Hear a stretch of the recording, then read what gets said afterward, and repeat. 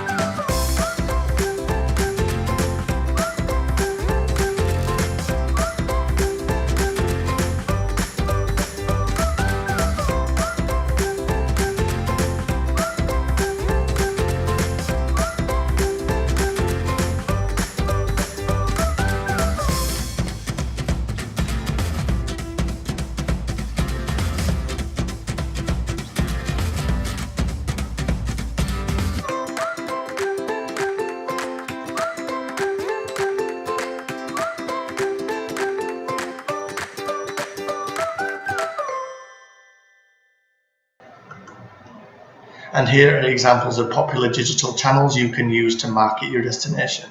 So of course there's websites, whether it's the website of a tourism company or the official website of a tourism bureau, social media such as Facebook, Instagram, Twitter or YouTube, search engine results like the results on Google or Bing, and then communication tools, whether they be newsletters, emails or blog posts.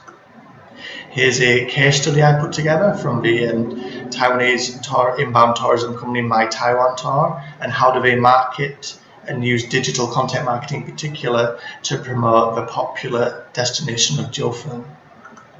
To give you some background on Jiufen, it is a coastal town in northern Taiwan, and it is said to be the inspiration for the classic Studio Ghibli movie Spirited Away, and it's full of like these enchanting little cobblestone streets and tea houses and alleys.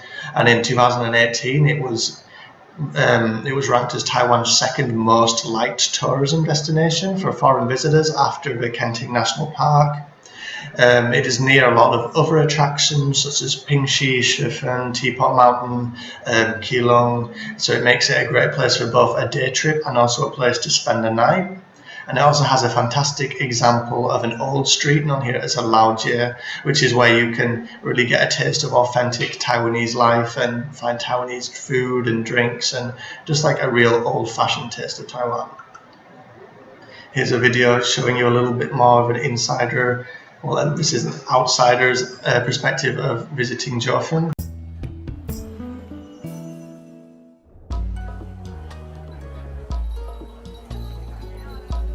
And now I'm in the old mining town of Jiufen. There seems to be a lot going on, so let's go see what's in store.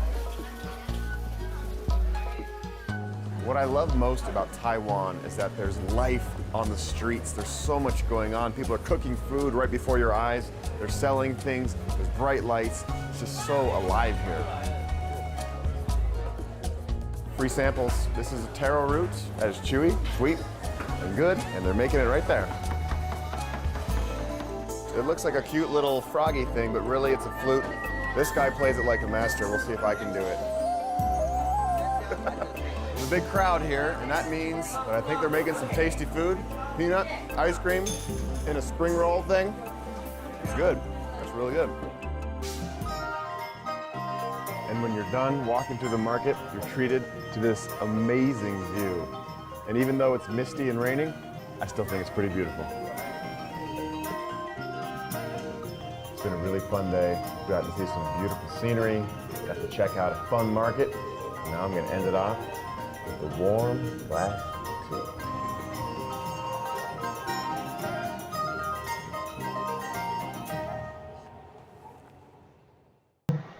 And here's, in case you wondered what Spirited Away is, and here's a quick recap of that Studio Ghibli movie, which this trailer is in English, but you really should watch it in Japanese with subtitles to get a better, more authentic tale. Walt Disney Studios presents a Studio Ghibli film. Honey, don't take a shortcut. You always get us lost. From master filmmaker Hayao Miyazaki. What is it? Come on, let's go in. I want to see what's on the other side. Where are you going? Hey! You said just a quick look! Now let's go back! You shouldn't be here. Get out of here, now! What? Leave before it gets dark. You've got to get across the river. Go! I'll distract them. Mommy! Ah! I'm dreaming! Ah! Come on, wake up! I'm see-through! Don't be afraid. I'm Master Haku. No! I just want to help you. No! In worlds seen and unseen, where spirits are transformed and sorcerers rule. The witch Baba controls you by stealing your name. If you completely forget it, you'll never find your way home. Your name belongs to me now. One girl's future depends on her judgment. Aren't you getting wet out there? I'll leave the door open for you. Her courage. It's Haku! He's hurt! Haku! Haku! This way! Her loyalty. Haku helped me before. Now I want to help him. Everyone, I need my shoes and clothes, please. And remembering one thing above all else. I want you to know my real name. It's Chihiro.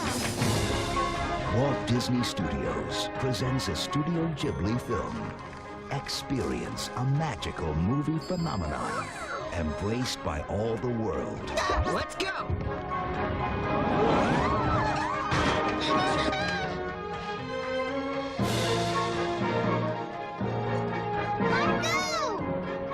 This fall, prepare to be spirited away.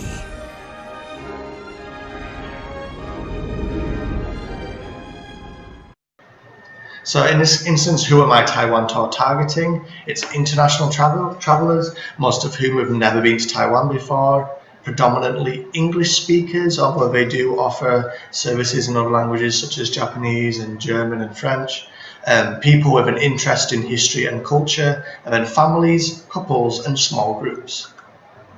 So the first way that My Taiwan Tour use digital channels to promote Jiufen is via YouTube. And if you go on their specialist My Taiwan Tour's YouTube channel, the actual pinned video is for their Jiufen and Pingxi Day Tour product. So the first thing you will see is actually Jiufen as soon as you click on the channel. Here is the video in question that they use.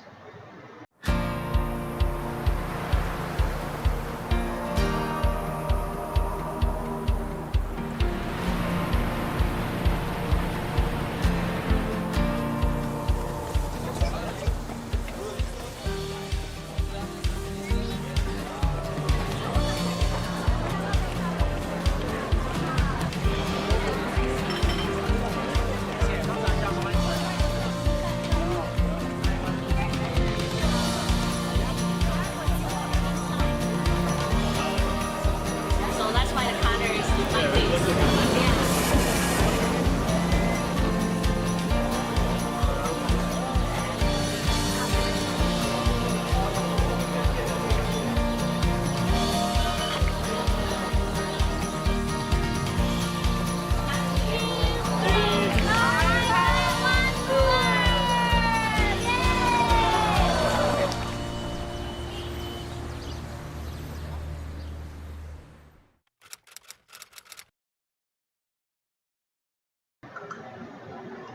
Here's the My Taiwan Tour website. After you search the term Jiufen in the search bar, it comes up with 3 different products. And then if you click on one, each has its own designated product page, giving you an examples of the itinerary, a little bit of background information, then of course how you can book it. Another way is through My Taiwan Tour's Instagram page.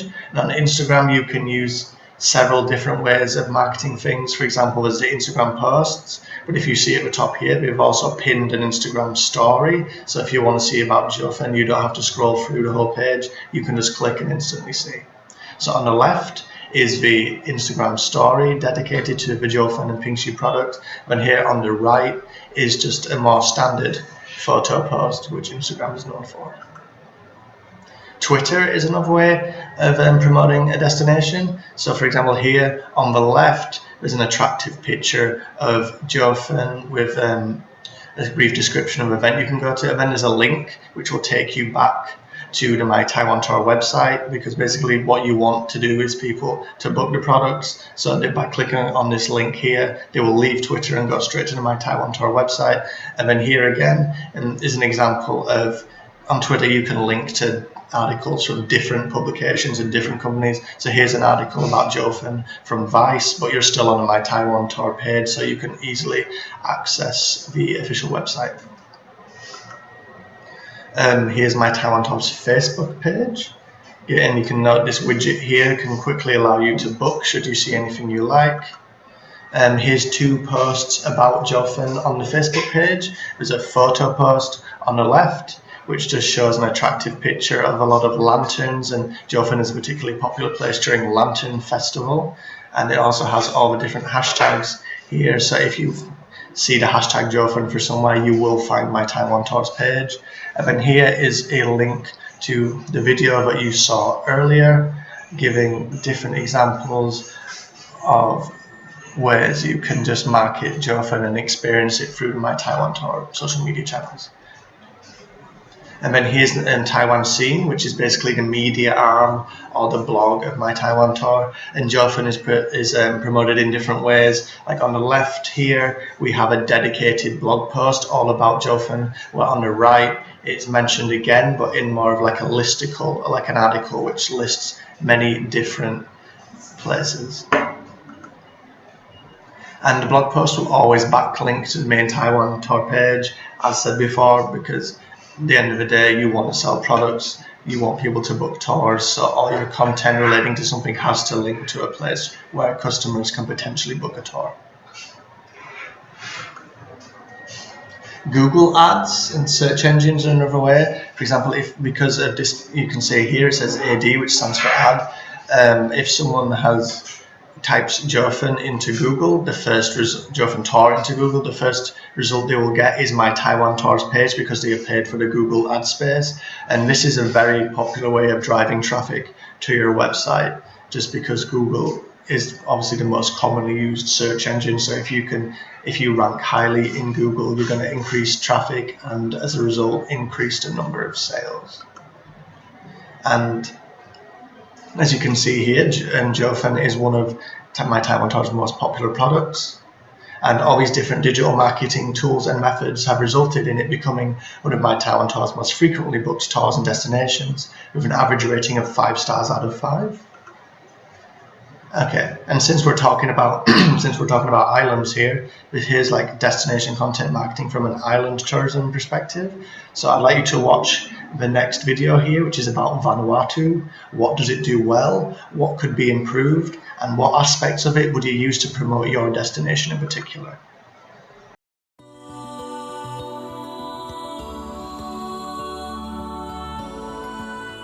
The Republic of Vanuatu lies in the sparkling South Pacific Ocean.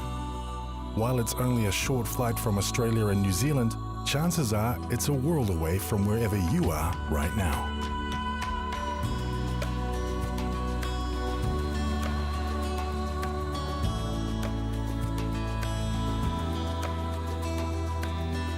Like a handful of shells cast upon 5,000 square miles of pristine waters, this Melanesian archipelago remains relatively untouched by the waves of mass tourism. This is a nation where traditional customs remain strong, a place where the people live in harmony with the moods of the waters and the land. In Vanuatu, the opportunity for adventure and the chance to relax await at every turn. This is a place that will challenge the way you think about happiness and what it means to truly live in the moment.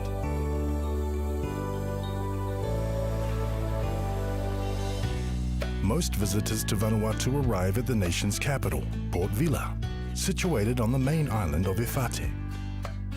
Vila, as it's affectionately known, sits at the edge of a magnificent natural harbour filled with corals and sea life. Visiting yachts and inter-island traders bump and sway at anchor, evoking the romance of times gone by. While around the harbour, beaches, islands and resorts welcome weary 21st century travellers looking for a chance to reconnect with loved ones and themselves. Like many South Pacific ports, Vila is wonderfully laid back and relaxed. So leave your designer gear at home, pull on some flip-flops and slide into island time. Wander the markets filled with handicrafts and produce from across the archipelago. For those fussy shoppers used to checking labels, relax. Everything here is organic. Explore the beaches of Mele Bay and send a postcard home to loved ones from the underwater mailbox at Hideaway Island. At sunset, enjoy the cool sea breezes and warm hospitality of your resort, or hang out with sailors, expats and locals at the bars and restaurants along the waterfront. If you can drag yourself away from your deck chair, Vila is the perfect jumping off point for adventures all over the island. From sunset cruises to kayak adventures, forest walks to ziplining. Just a 10-minute drive from Port Vila and then a 5-minute walk into the heart of Iroquois rainforest is Ikasup Cultural Village. Here, proud villagers are waiting to share their centuries-old customs, crafts, music and stories with you. For a day trip that many rate as the highlight of their Vanuatu adventure, take a 35-minute drive north from Port Vila, then climb aboard a boat to nearby Lelepa Island. Cool off in a pristine aquatic wonderland, or simply glide over coral gardens in a traditional outrigger. Enjoy a beachside barbecue, then take a cultural tour across the island, learning about traditional bush medicine and soaking up the local smiles along the way. Before you leave, however, quietly enter Sacred Fells Cave, once part of the domain of Roy Mata, the great 13th century chieftain who united Vanuatu's many tribes. Tiny Lelepa Island is just one of Vanuatu's 80 islands. The largest is Espiritu Santo, just a 50-minute flight north from Vila. At the island's sleepy capital, Luganville, stock up on supplies at the markets before venturing off to explore the natural wonders of Santo.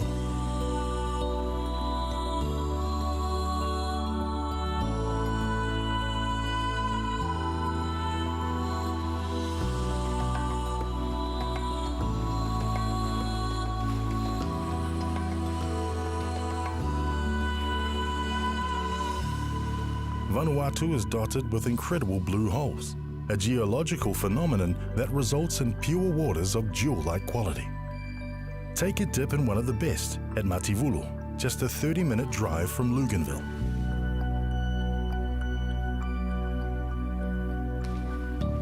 Follow the coast north through the coconut plantations and farms of Santo to some of Vanuatu's finest beaches.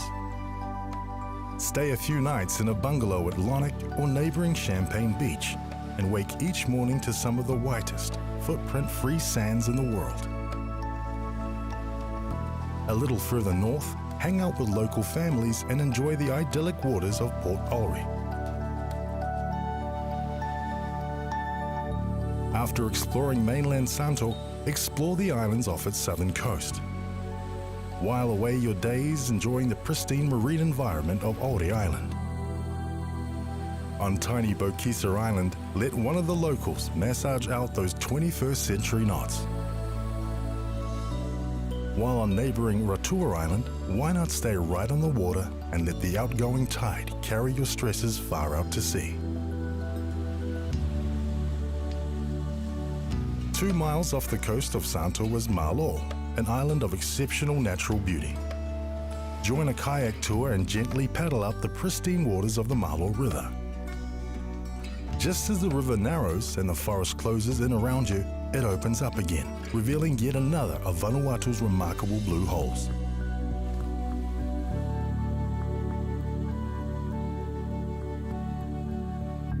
After the islands of Efate and Santo have worked their soothing magic on you, get even further away from it all on Tanna Island. Just a 45-minute flight south from Port Vila, Tanna is fringed with beaches ranging from pure white to black volcanic sands. The island offers a range of accommodations too, from simple beachside bungalows to stunning eco-resorts with all the mod cons. But away from the coast, time has stood still. Many of the hillside villages on Tanna remain largely unaffected by the trappings of the modern world. And that's the way the locals prefer it. At Lawinio village, the residents proudly share their way of life, which they call custom. This isn't just a show for tourists. Here, the welcome and the smiles are among the warmest you'll ever receive. Tanna means earth, and after kicking up the dust together, you'll feel completely grounded too.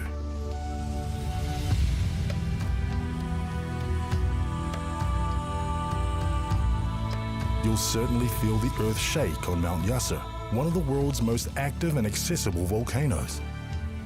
In 1774, Captain James Cook changed course to Tanna after seeing the volcano's far-off glow.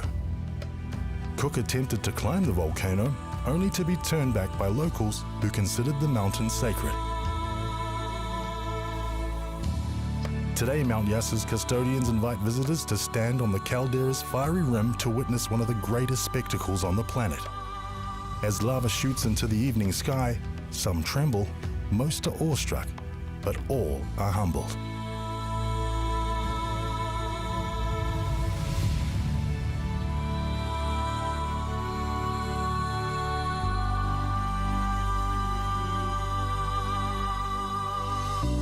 In fact, you'll feel humbled wherever you go in Vanuatu, by the incredible natural beauty, by the richness of the culture, but mostly by its people. In these islands, the true measure of wealth is how much a person can give away. After experiencing the warmth and generosity of Vanuatu's people, it's easy to feel that Vanuatu could be one of the richest places on Earth.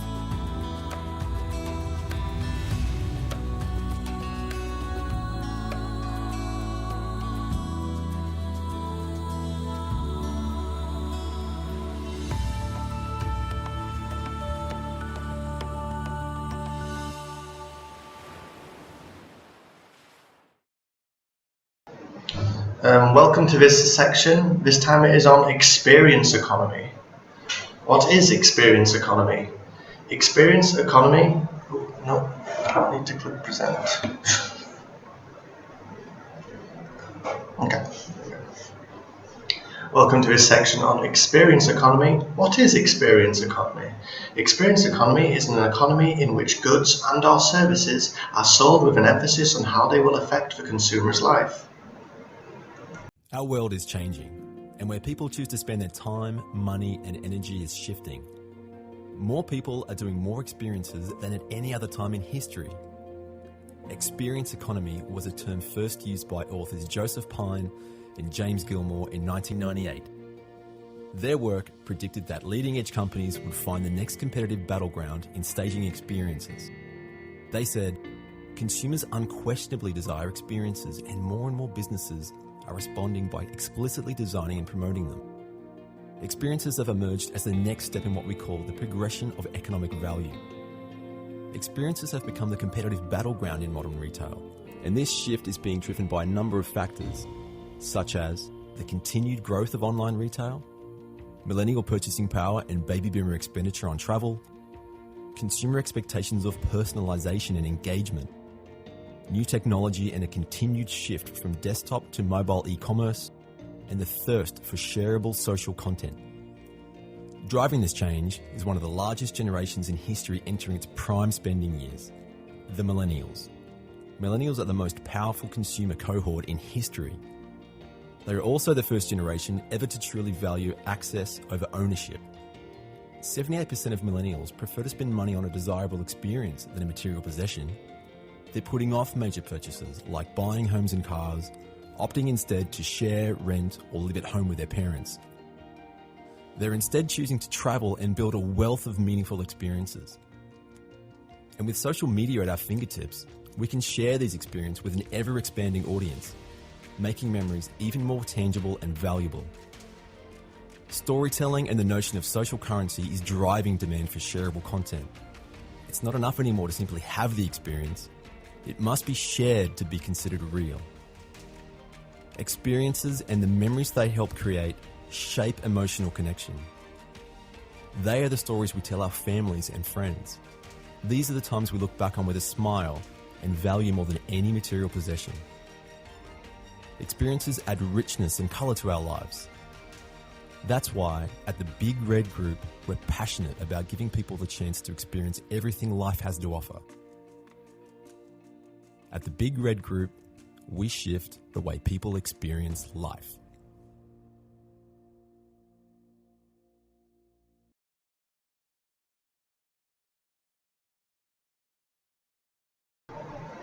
The millennial generation, you, are the biggest consumers of experience economy-based products in the history of the world.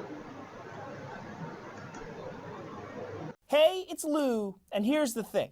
If money doesn't buy you happiness, maybe that's because you're spending it the wrong way. A growing body of academic literature reveals that materialism, i.e., spending your disposable income on physical items, negatively impacts well-being. On the other hand, research shows that discretionary money spent on experiences like travel and eating out boost happiness in a more long-lasting way. They help us make social connections and build our personal identity. In other words, and I'm quoting two professors here, the good life may be better lived by doing things than by having things.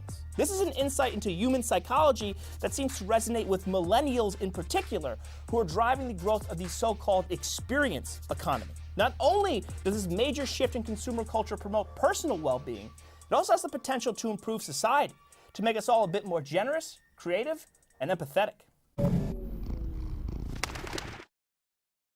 Millennials, who are finally emerging from the economic doldrums of a recession perfectly timed for the start of their careers, are inclined to splurge on experiences rather than material goods. A survey from 2014 found that 78% of millennials would choose to spend money on a desirable experience or event over buying something desirable. And in the US, as millennials have become the largest generation, expenditures on experience-related services have grown nearly 4 times faster than expenditures on goods in recent years. That's part of the reason why we're seeing all these retail outlets become experiences. Some malls have roller coasters. It's not unusual to see live music at shopping centers. The stores in them sometimes serve wine or coffee. There's an ever-increasing number of music festivals, foodie events, and tastings of all sorts. It turns out this trend aligns with what social science tells us is the best way to purchase happiness.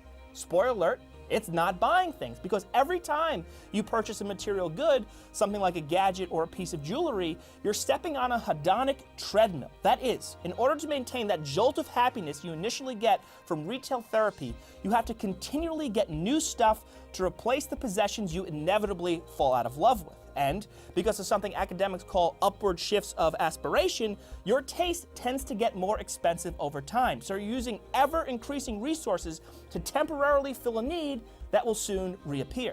This is something I've been thinking about as I pack for my upcoming move. Again and again, I come across shit that I was super excited about when I bought, but now I'm eager to get rid of.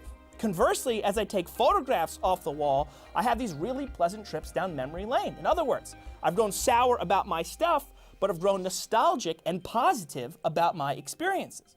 This is consistent with academic research. In a study titled To Do or To Have, that is the question, 2 authors present a series of surveys and experiments and conclude, quote, the experience of remembering experiential purchases makes people happier than the experience of remembering material purchases. In addition, the authors found that people mentally revisit their experiential purchases more often than their material purchases. Amit Kumar, professor of marketing psychology at the University of Texas at Austin, explained to me that humans have a knack for habituating to our status quos, i.e., we adjust to our surroundings and circumstances. That's super useful when we lose a limb and are able to persevere, but when it comes to our possessions, that tendency to habituate means that the material purchases that initially brought us joy quickly lose their luster. They become ordinary and unspecial. They fade into the background, slowly deteriorating and becoming obsolete.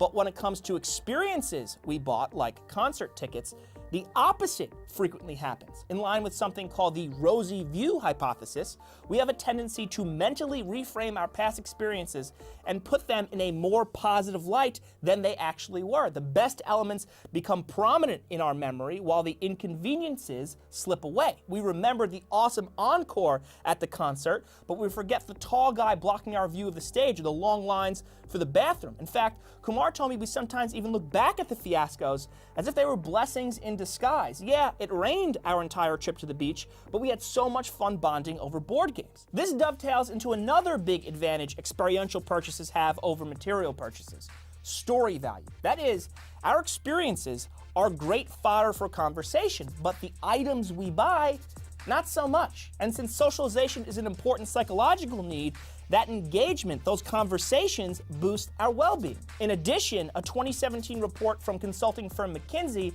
points out that experiences give us the chance to accrue, quote, the ultimate social currency for millions of Americans, especially millennials. Of course, they're talking about shareable photographs that generate likes on social media. Some businesses, like the Owl Cafe in Japan, seem to exist mostly because they create great photo opportunities. Consider another personal anecdote. I bought new chairs for my new house. I showed a picture of them to colleagues. Oh, cool, nice, end of conversation. But when my editor Michelle came back from her vacation to Asia with photos to share, we had a much longer and more engaging chat about that. Not only was she able to relive a bit of her trip by talking about it, even laugh at a dangerous hike that was terrifying at the time, but we all took turns reminiscing about our own travel adventures. In other words, her experience even brought value to us, a win-win. Plus, she had something to post on Instagram. Now, as I've discussed in a previous piece, our friends' photos on social media often present an idealized version of their lives,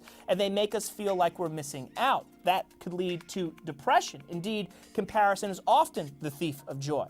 But Kumar told me that the urge to keep up with the Joneses is less pronounced when it comes to experiences. He explained that we tend to see other people's trips as unique, as suiting their own specific taste. I mean, there are elements of Michelle's trip that are simply not for me. But if Michelle got a fancier phone than mine, then, according to research, I'll be more inclined to have that bitter resentment that makes me feel shitty about my inferior model. We can line up the specs, and there would be undeniable proof that her phone is measurably, objectively better.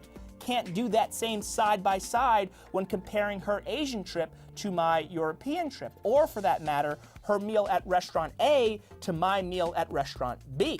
And by the way, these trips, these dinners, the concerts we go to, the skydiving, the hikes, whatever, they play a big role in shaping our identity. A friend of mine manages his social calendar around attending Grateful Dead spin-off concerts. So central are the performances to his identity that his Instagram handle is inspired by the band. My brother and I share season tickets to the Yankees and the New York Giants. Not only does that contribute to who we are, massive sports fans, but it's also an integral part of our relationship.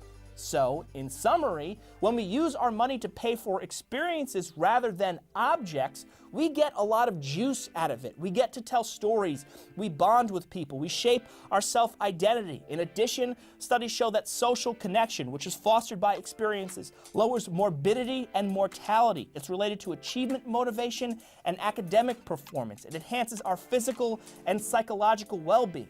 Moreover, Kumar told me that scientific experiments have shown that people are even more generous towards strangers right after they were asked to recall an experiential purchase. Other research demonstrates that those who travel frequently are more creative. Of course, the big caveat about all this research and all these trends is that your basic needs like shelter, food, and medicine have to be taken care of for any of this to be applicable. As that study I mentioned earlier states, quote, individuals with little or no discretionary income must allocate most of their resources towards the satisfaction of basic needs and may have fewer opportunities to worry about the relative benefits of experiences and possessions in the pursuit of happiness. And granted, poverty and income inequality remained major issues all across the world. But in the grand scheme of history, more of us have the basic needs covered than ever before and therefore have a little extra cash on hand to splurge. How we deploy that money is changing. And if the academics are right, the move towards experiences will make us happier. It might also mean that in the future, our homes will be less cluttered, but our Instagram feeds will be jam-packed. Okay, I'm gonna go live my life.